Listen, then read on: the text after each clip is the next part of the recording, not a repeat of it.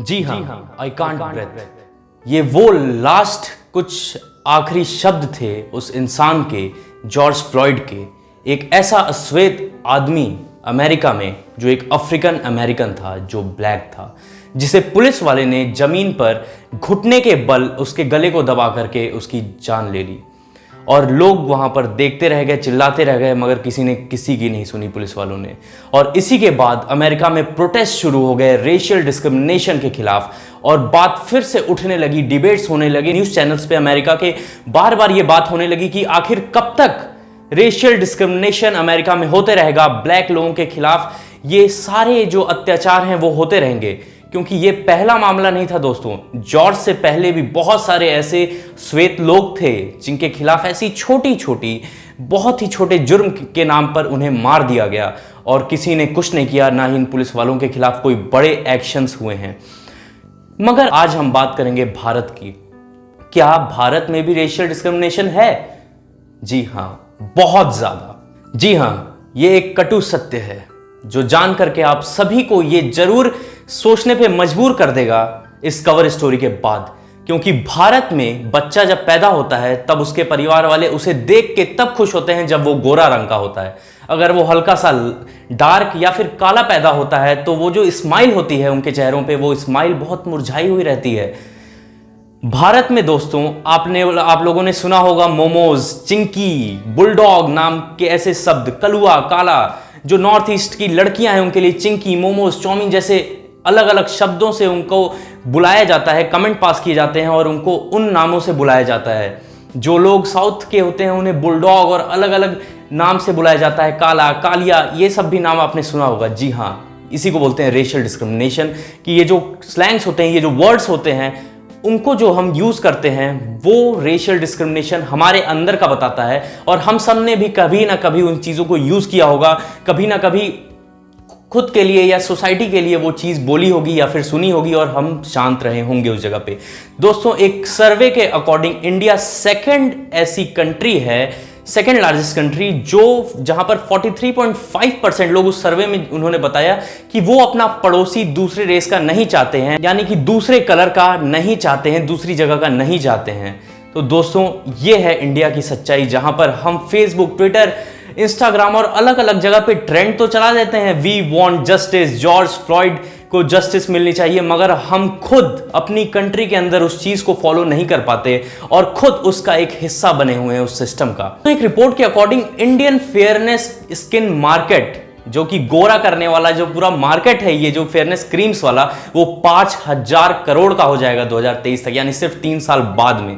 जिनमें से 50% का जो रेवेन्यू है पूरा इस पूरे मार्केट का, वो उन क्रीम्स से आएगा जो ये वादा करती हैं कि वो आपके कलर को गोरा बनाती हैं या फिर फेयर बनाती हैं। उससे सिर्फ 50% इकलौता उन क्रीम से आता है।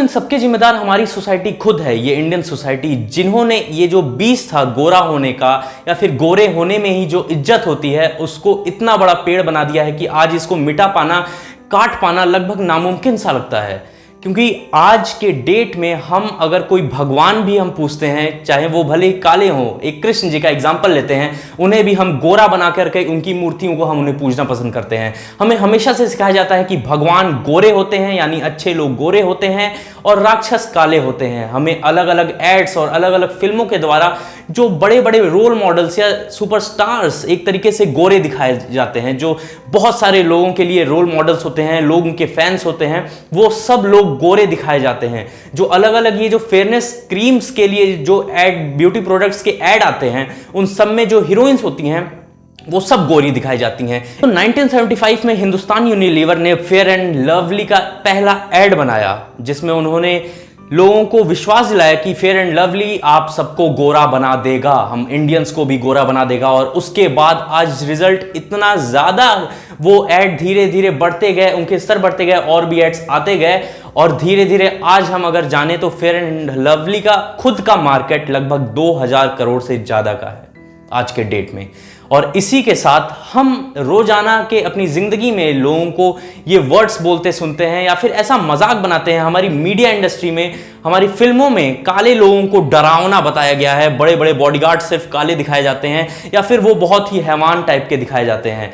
मगर असलियत हम और आप एक्सेप्ट करने से दूर हो जाते हैं कि उन चीज़ों का इफेक्ट हम सबके दिमाग पे कहीं ना कहीं पड़ता है। हम बचपन में जब उन चीज़ों को देखते हैं तो जब बड़े होते हैं तो उन चीज़ों को लेकर के उसके आदी बन चुके होते हैं, उस चीज़ को फॉलो कर रहे होते हैं। इन अलग अलग एड्स को देख करके दोस्तों हैरानी होती है, मगर हैरानी तब होती है जब ये दीपिका पादुकोण का जो काली आंख है उसको भी हल्का गोरा दिखाने की कोशिश की जाती है इन एड्स के सहारे, कि मतलब आपको इतना गोरा कर देंगे कि आपकी आंखों की पुतलियां भी गोरी होने लगेंगी। शादी.com जैसी अलग अलग मैट्रिमोनियल साइट्स में और अलग अलग अखबारों में आपका स्किन टोन कलर पूछा जाता है।